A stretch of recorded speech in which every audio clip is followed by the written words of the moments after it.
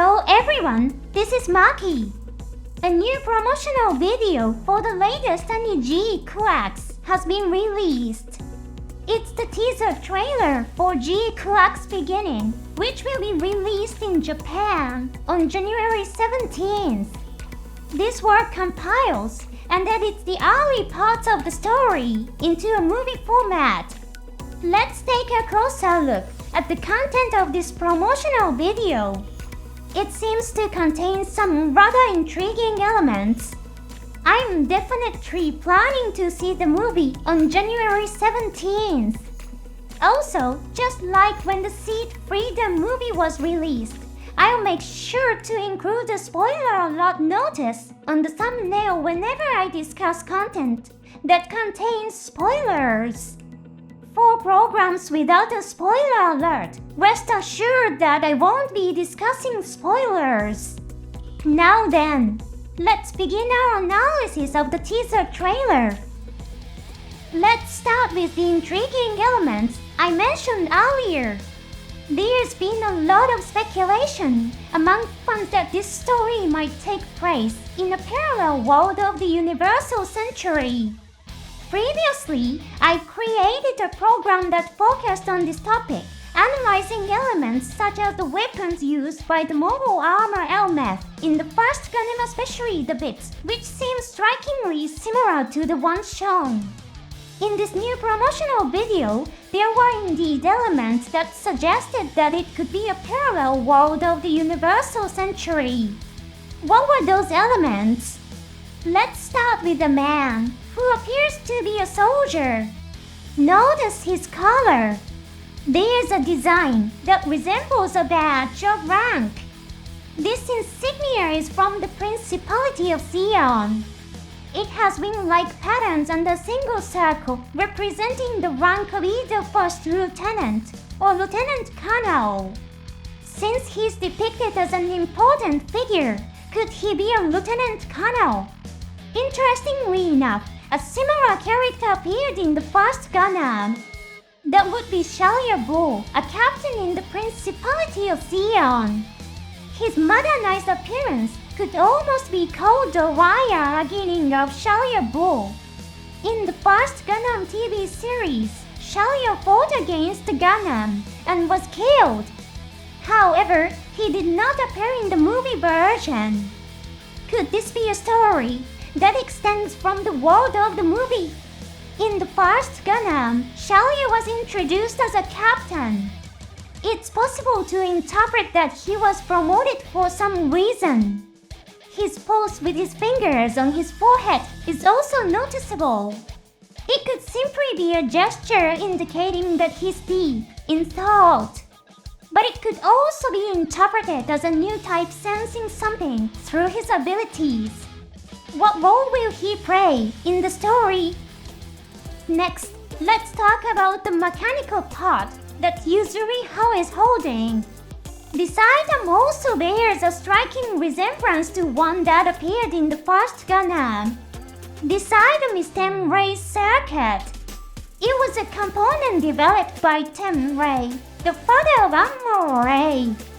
Ten was a key figure in the Earth Federation's new weapons development plan, the Wooey project, and played a central role in the development of the Gundam.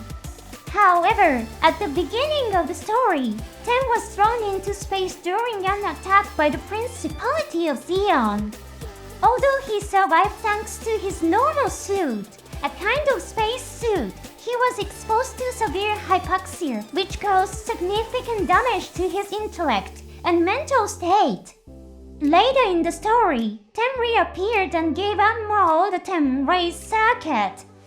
Ten excitedly claimed this will increase the Gundam's power many times over and gave the part to Admiral. However, the component was extremely outdated and completely useless when installed in the Gundam. Overwhelmed by his father's transformation, Admiral threw the Tenrei's circuit away in shock. What about the part that Yuzuriha is holding? It seems to have a more refined appearance compared to Tenrei's circuit. The exposed red wires are now covered with a casing, giving it a more polished look. Could this simply be a fancy vinod introducing an item with a similar appearance? Or is it meant to be a powerful circuit designed by a Ray who managed to escape without serious injury? Speaking of which, in the first promotional video, there was a scene where Yuzuriha threw away a mechanical-looking object. Could it be that what she is holding is Ray's circuit? If so, it would be fascinating to see the parallel with the scene where Ray threw away the circuit. Next, let's examine another intriguing element, the appearance of a ship that resembles the white base. This ship is shown leaving what appears to be a space colony. Take a closer look at the components on the side of the ship. There are square, distinctive features attached that strongly resemble the missile launchers mounted on the white base. If you look closely, the two protruding parts at the front, which resemble horse legs, also bear a strong resemblance to the white base. The command center-like structure at the top of the ship also seems to resemble the white base. Could this be a version of the white base, redesigned for the world of GQuuuuuuX? In Requiem for Vengeance, we saw how Zoku and Jin were similarly redesigned to fit the setting. In addition, the area around this battleship shows mobile suits floating nearby. Could these be the police suckers that have appeared in previous promotional videos? If the mobile suits resembling suckers are operated by the Principality of Zeon, then the white base would be a warship of a hostile organization. Could this scene show a captured white base being escorted? In fact, in the novel version of First Gundam, the white base is eventually allied with the Principality of Zeon after the final battle. This battleship is not exactly the white base. It's worth noting that the name white base never appears in the novel. Instead, the ship is called Pegasus, which is destroyed in the first half of the story, and the new ship, Pegasus Jr., takes its place. Pegasus Jr. chooses to ally with Charles Neville and helps defeat the Zeon dictatorship led by Giran and Kisilius Zabi. After the war, the ship and its crew are formally taken prisoner by the newly formed Republic of Zeon. However, this is only a formality, as the crew is granted citizenship and works to rebuild the Republic. Could this ship be the Pegasus Jr.? If so, it might indicate that GQuuuuuuX is a story set after the events of the novel version of First Gundam. Incidentally, it's a well-known anecdote that in the novel version, Admiral Ray dies in the middle of the story. If the speculation that GQuuuuuuX is a parallel world to First Gundam is true, fans will naturally expect Admiral Ray to appear. However, if Admiral Ray does appear, the audience's attention would inevitably be focused on him. GQuuuuuuX is supposed to be a new Gundam story, not a spin-off of First Gundam.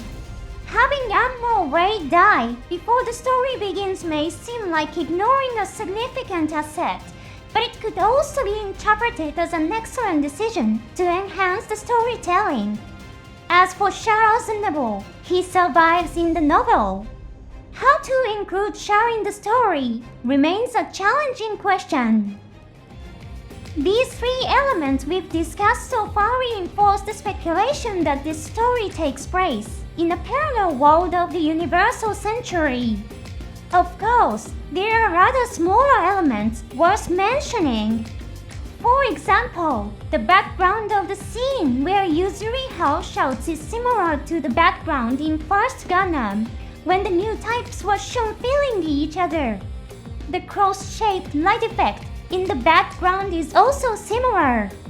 However, this kind of effect is common in anime, so it may not necessarily have a deeper meaning. What caught your attention the most? In the promotional video, a man who appears to be a soldier says in a serious tone, "What if XEKU Nova were to happen?" To which the character resembling Shelly replies, "I came here to confirm that." What could XEKU Nova be? In Gundam Sentinel, we saw mobile suit named XEKU and XEKU.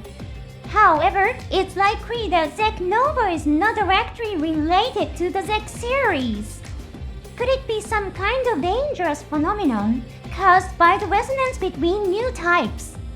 In the Universal Century, there were instances where new type abilities affected the trajectory of massive asteroids or even broke the attack of a colony laser, a giant beam cannon. Shuji also delivers a memorable line. Have you also seen the other side? What could the other side be? New types have often been portrayed as perceiving a world beyond even time. If that's the case, Shuji could also be a new type. The object behind Shuji and the figure resembling Shallier is also intriguing. It's a red mechanical structure. For fans of the Gundam series, the color red inevitably brings to mind Charles Nable's custom mobile suits. With that in mind, it does indeed resemble the red hue of Charles' mobile suits. So could GQuuuuuX really be a story set in a parallel world of first Gundam? I can't wait for its release. Let's enjoy this new story together. Thank you for watching to the end. See you next time.